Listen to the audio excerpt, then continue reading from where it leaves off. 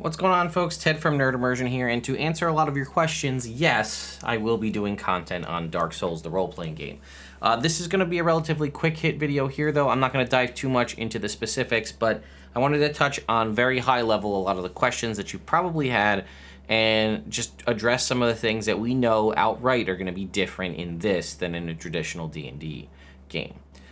First of all, I want to say that it looks like there's only 20 of these books in circulation, so I'm very honored for Steamforged Games to be reaching out and sending one to me. There is also no PDF of this currently, so I think that's probably for leaks, would be my guess, so that it doesn't make its way on the internet early. I have also been assured that what I see here, you can kind of see how the cover is popping up a little bit. They told me that the physical appearance and production of this book is not the final version. It'll be updated for that, but the content, the 500 pages contained inside, that will be basically the same. So again, a huge shout out to Steamforged Games for choosing me to be one of the 20 people to get a copy of this.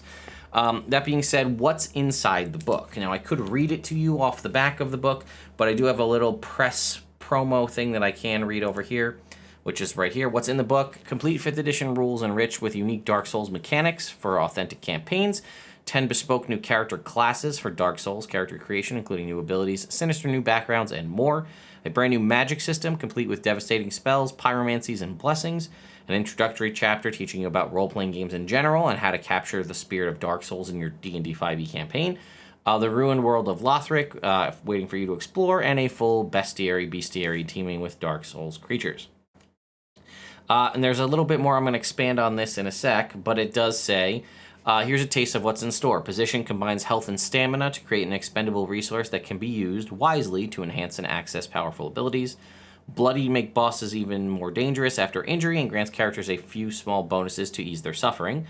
A brand new magic system introduces attunement slots and limits potent pyromancies, miracles, and sorceries, some of which can require spending position, which is basically your HP, to use or enhance to a specific number of casts, and it wouldn't be Dark Souls without death.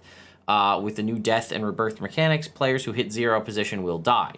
But instead of rolling new characters, their existing characters will respawn by the bonfire, likely having lost part of themselves in the process. So that's really all I have as far as early promo material, other than what's here in the book, but I did want to show you that the first actual page just says, "You died." That's all it says. So I thought that was very fitting.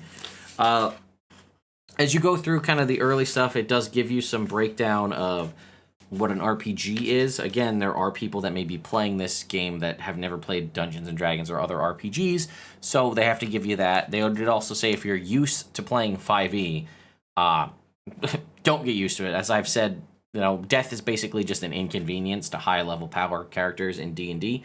That is obviously not the case in a Dark Souls game.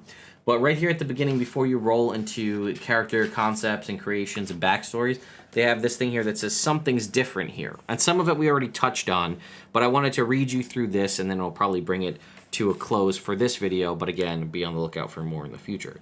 So they said, first of all, one of the things you basically choose out the gate in D&D is your race or your heritage, and that's thrown out the window. You're all unkindled. You possess vague memories of your time in the past. It might be important to you, it might not be, but it also doesn't define who your character is. So that's gone.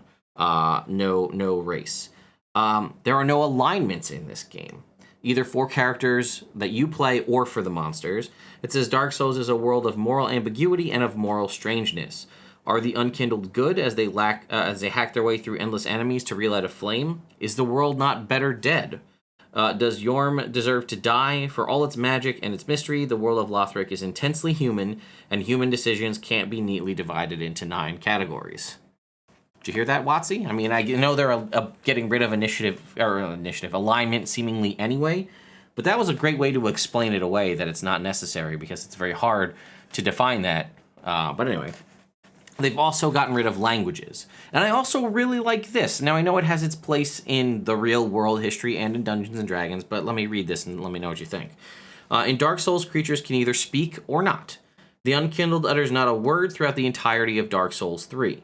Your character can speak, of course, but choosing different languages isn't important. If you meet a character able to speak, you can speak to it. If it can understand speech, it can understand you. And then lastly, here's a little bit more on that position mechanic. It says we've also added things. Instead of hit points, there's position. Position measures both your stamina, your cunning, and your health. It can also be spent, enabling characters to utilize their special features and abilities. For more on position and other special rules, including the bloodied condition, which we've already heard a little bit about, check out Chapter 2.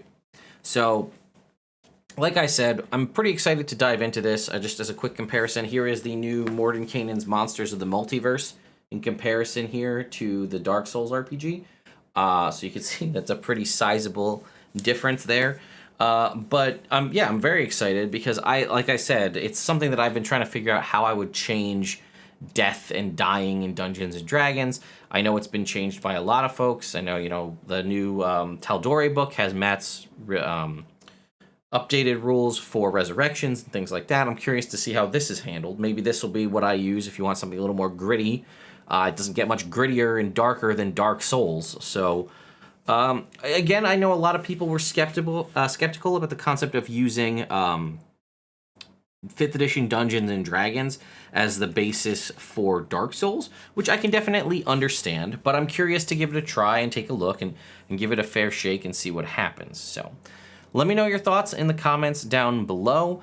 As I said, I have a ton of stuff on my docket, and my regular blue sky, regular day job that I do from 9 to 5 is in the process of picking up, unfortunately. So I may have to take some time off just to focus on Nerd Immersion, because between this, all of the new books that are out, the new Critical Role D&D book that's coming out pretty soon, and the stack and growing pile of miniatures and other accessories to unbox, I just need more time. Like, one extra day a week. Like, if we could just add an 8th day, that would be great if I could just use that day to focus on stuff. But, it is what it is. So, thank you all so much for watching, and I'll see you next time.